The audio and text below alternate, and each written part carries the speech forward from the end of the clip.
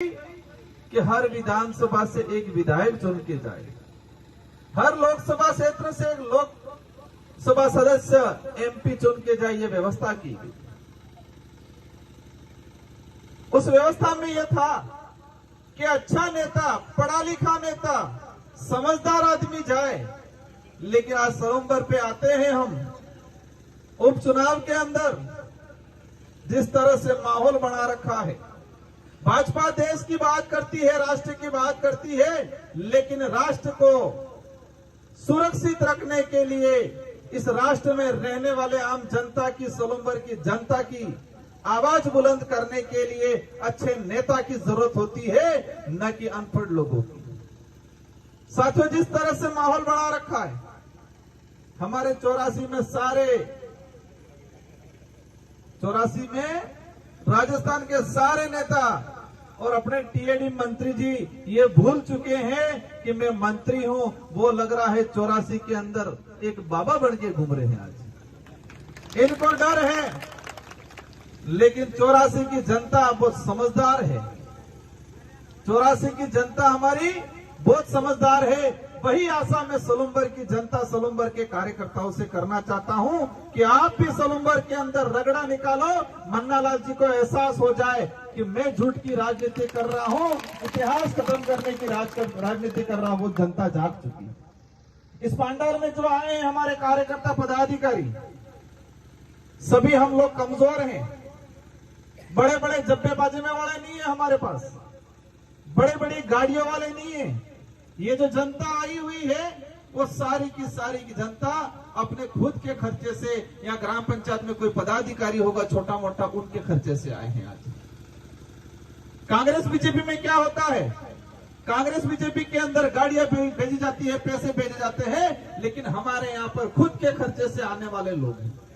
और इतिहास उठा के देख लो, वही युद्ध जीतते हैं, वही लड़ाई लड़ते हैं जो दिल से लड़ते हैं। जेब से लड़ने वाले कभी जीतते नहीं है। सलूम्बर के अंदर भी हमारा कार्यकर्ता, हमारा पदाधिकारी दिल से जितेश भाई के साथ खड़ा है, और अवश्य जितेश भाई कटारा जीतेंगे और आपकी आवाज बुलंद करेंगे।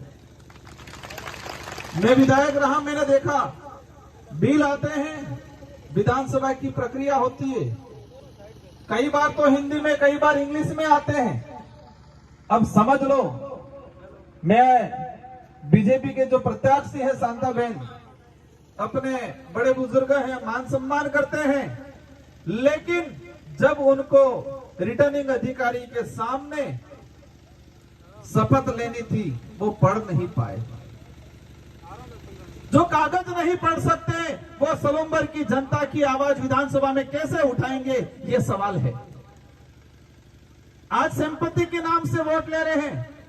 अमृत जी का घटनाक्रम हुआ, सबको दुख है, हमको भी दुख है, सलूम्बर की सारी जनता को दुख है। अकेले शांता देवी जी को और बीजेपी को दुख नहीं है।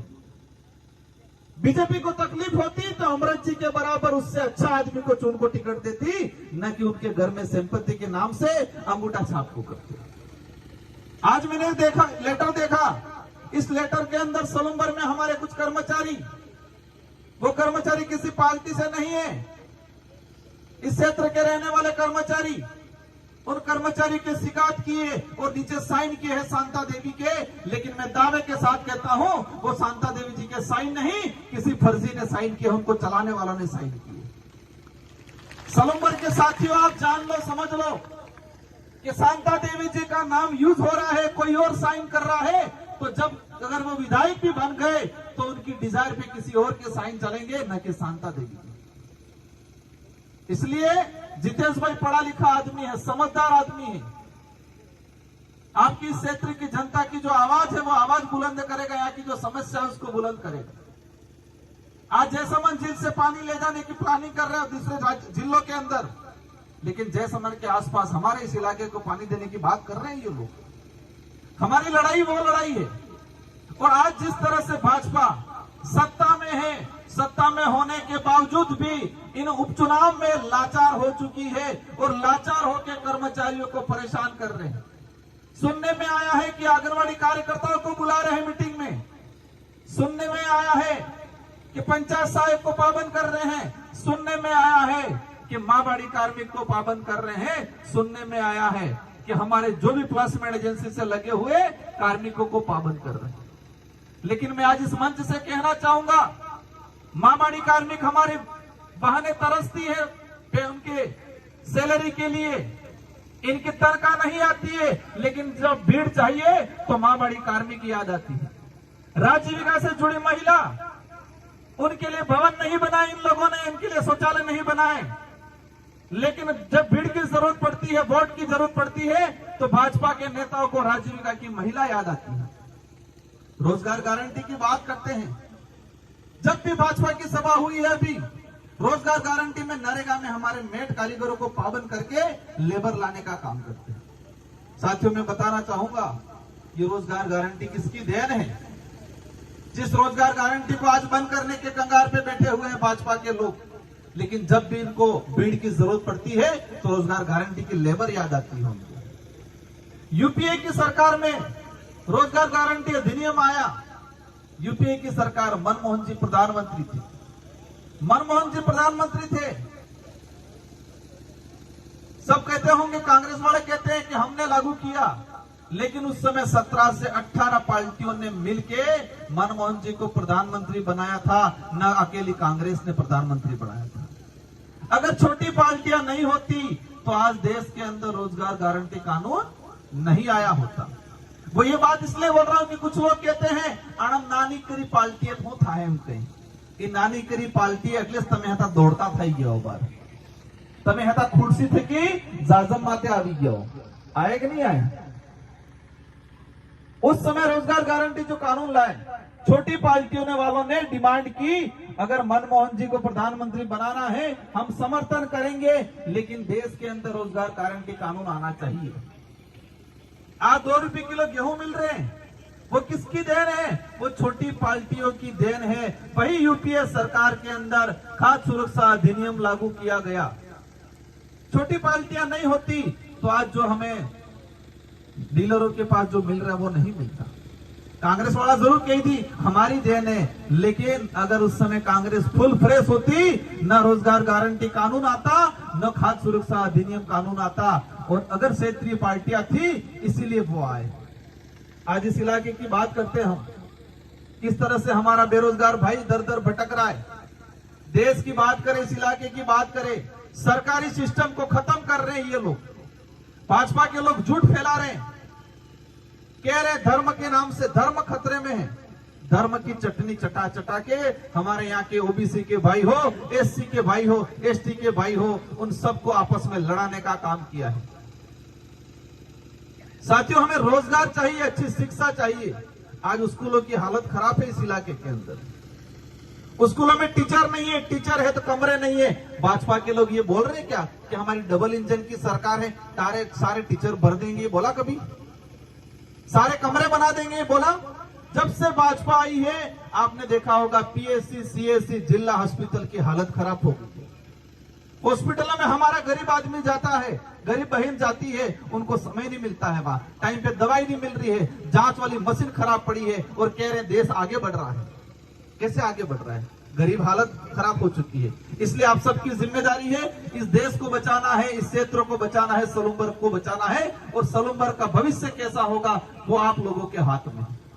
और मन्ना लाल जी को एक चीज एहसास कराना है, इस इलाके में मंत्री जी बनाए टीएडी के, उनको भी एहसास कराना है कि ये लोकतंत्र है, राजतंत्र नहीं। यहाँ पर तुम्हारी तानाशाही नहीं चलेगी। और तुमने आदिवासी समुदाय को, एससी समुदाय को, दूसरे समुदाय को जो अपमानित करने का काम किया है, वो बदला इस बार सलूमबर्ग की जनता लेगी। लेना नहीं लेना है?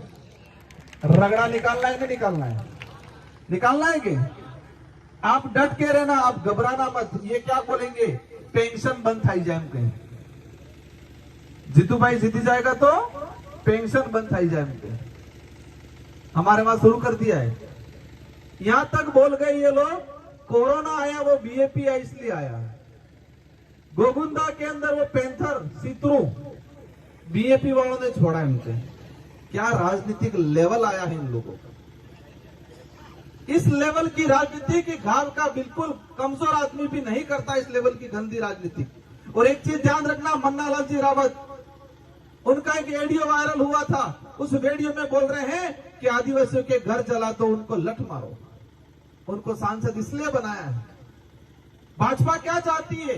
भाजपा ऐसे नेताओं पे कार्रवाई करती है। अगर भाजपा आदिवासियों के हितैषी होती, जिस नेता ने आदिवासियों के घर जलाने की बात की, उस नेता पे कोई कार्रवाई नहीं हुई। इससे यह सिद्ध होता है कि भाजपा नहीं चाहती आदिवासी समुदाय की भलाई की। आज ओबीसी के नाम से राजनीति करते हैं, लेकिन मैं भाजपा को कहना चाहूंगा, क्या ओबीसी के मंडल कमीशन की बात कभी की उन लोगों ने? सिर्फ नहीं, धर्म खतरे में है यूं कर करके हमारे ओबीसी के भाई, एससी के भाई, सभी भाइयों को गुमराह करके सिर्फ झंडे पकड़ा के नारे लगाने का काम किया। आज तक रोजगार की बात नहीं करते ये लोग, भूखमरी की बात नहीं करते ये लोग। इसलिए आप सबकी जिम्मेदारी है, सलुम्बर के अंदर 84 वाला हमारा काम लगा देंगे कंप्लीट। तमें पासा पढ़ोने के हो, 1% घबराने की जरूरत नहीं है। वो कहेंगे हमारी सरकार है, चिंता मत करना, जीतू भाई जाएगा, हम सब कंधा देंगे और हम सारे काम लाएंगे, सारे काम कराएंगे। घबराने की जरूरत नहीं है, आपको डरने की जरूरत नहीं है। दिल्ली जयपुर वालों को एहसास होना चाहिए कि 84 की जनता तो ताकतवर है, लेकिन सलुम्बर की जनता भी ताकतवर है। क्योंकि ये चुनाव जीतू भाई अकेला, भारत आदिवासी पार्टी अकेले नहीं लड़ रही है। ये चुनाव यहाँ की आम जनता लड़ रही है, यहाँ की आम गरीब जनता, आम यहाँ का युवा लड़ रहा है चुनाव। माता बहनों से अपील है कि आज से ठान लेना है, घर घर पे, अपने रिश्तेदारी में अपना जा संबंध है, हर जगह आपको फोन करके कहना है इस बार ते गेड़िया माते वोट आलवो है। अटली आलवो है कि कांग्रेस में कैंडिडेट कोई लेवो देवो नहीं है। बीजेपी ने कैंडिडेट पहले नामांकन दाड़े पूछी पत्रकार क्यों आए हो, खबर उसने है आपसे पसे होड़े कोने भाई यही के नामांकन बल ले। ऐसे थोड़ी होता है।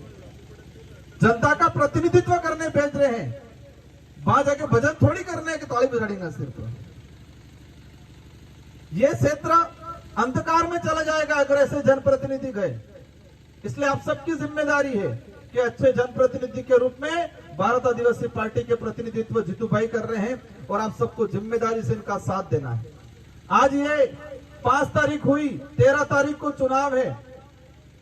तो जितने अहमदाबाद वाले भाई हैं, अहमदाबाद गए हैं, अहमदाबाद से आ गए हैं, इनसे मेरा अपील है कि अहमदाबाद में आज तक कहीं पर भी कुछ हादसा हुआ है?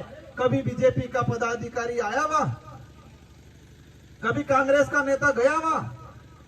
आज तक कोई भी हादसा हुआ है? हर हादसे में भारत आदिवासी पार्टी का कार्यकर्ता खड़ा रहा है और उसने मदद की है। रात की 2-2, 3-3 बजे तक भारत आदिवासी पार्टी का कार्यकर्ता गुजरात में हमारे भाई के साथ अन्याय होता है, वहां खड़ा रहता है। तब कांग्रेस बीजेपी का कार्यकर्ता कहां जाता है?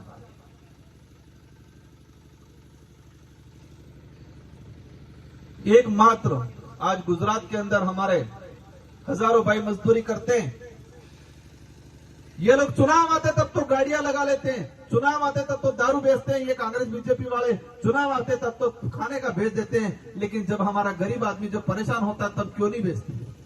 भारत आदिवासी पार्टी एक ऐसी पार्टी है जिसने गुजरात में हमारे भाइयों की मदद के लिए वहां पर कार्यालय खोला है, ऑफिस खोला है। जो भी भाई की तकलीफ आएगी वहां हमारा कार्यालय है, वहां का साथी मदद करेगा। ये काम क्यों नहीं किया इन लोगों ने आज तक? इसलिए आप सबकी जिम्मेदारी है। 13 तारीख, 14 तारीख शायद बाबुडुगरा है, 14 तारीख को सीख है, 13 तारीख थे शुरू पड़ी जाब हुए। हमारे तो पहला होड़े कहीं बाबुडुगरा होता हो कि जागो हो, 3 दाड़ा थे बाबुडुगरा जगाड़ी नाखवा है, एक हाथ रगड़ो काढ़वो है। 13 तारीख की एक तरफा मतदान करवो है। हगा वाला, मामा, बुआ, काका, बाबा सब जगह एक को बात सालवी जुझे कि जितेश भाई कटारा को जिताना है। और साथ ही हमारे इस इलाके में ओबीसी एससी माइनॉरिटी के भाई है, उनको भी साथ में लेके उनको भी कहना है घबराने की जरूरत नहीं है। आपके भी स्वाभिमान, आपके भी कोई हक की बात हो, आपकी भी कोई समस्या हो, उस समस्या में जितेश भाई खड़ा रहेगा, भारत आदिवासी पार्टी का प्रत्येक कार्यकर्ता खड़ा रहेगा। इन्हीं शब्दों के साथ आप सबको धन्यवाद।